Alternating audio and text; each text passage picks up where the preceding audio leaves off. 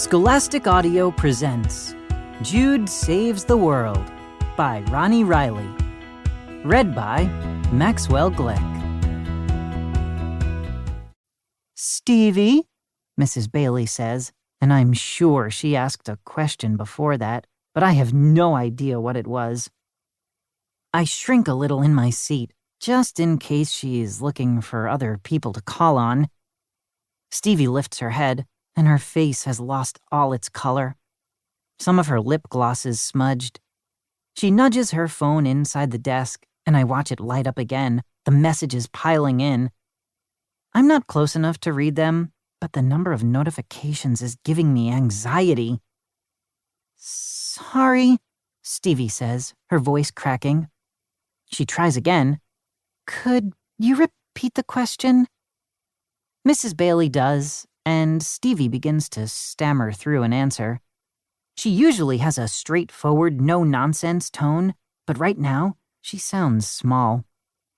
Her eyebrows come together as she concentrates on her answer.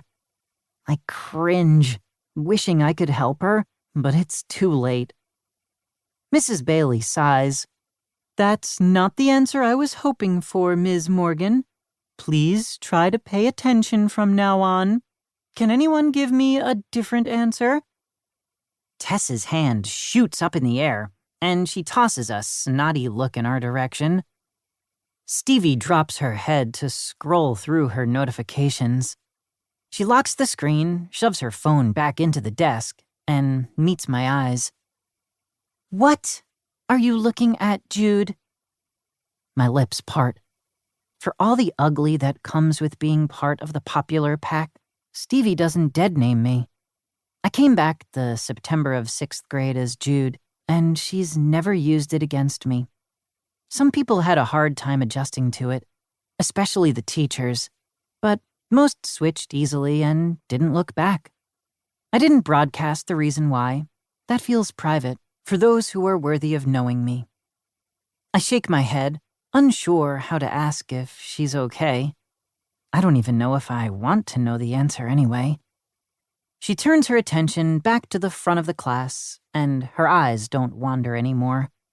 Stevie doesn't flip her hair or check her phone.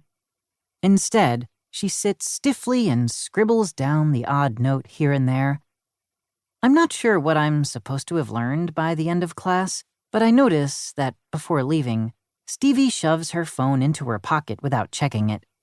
She darts out of the room without acknowledging anyone.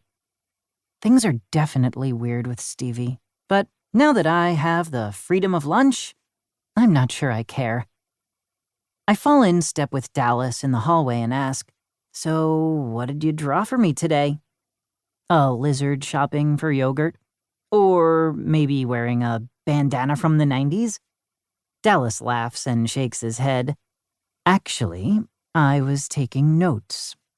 I need all the help I can get for the test next week, and oh no. I put my hand on his arm. Can I copy your notes? I couldn't pay attention at all. Having a foggy day? Dallas knows I struggle to keep my ADHD in check, even with the medications I'm on.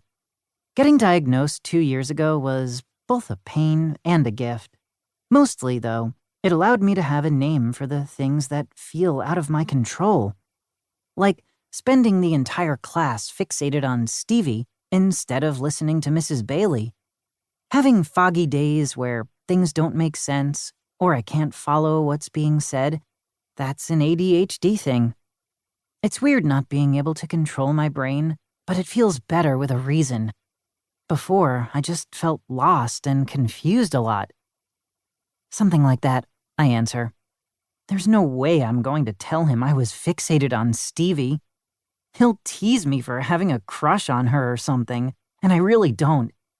Stevie is everything I never want to be. I'm going to the bathroom first, Dallas says before dipping into the boys' bathroom. Okay, I say to myself, pushing open a cafeteria door. I make my way to our usual seats.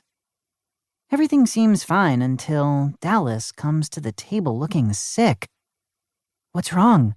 I ask. You're never going to believe what I just overheard. And he's right.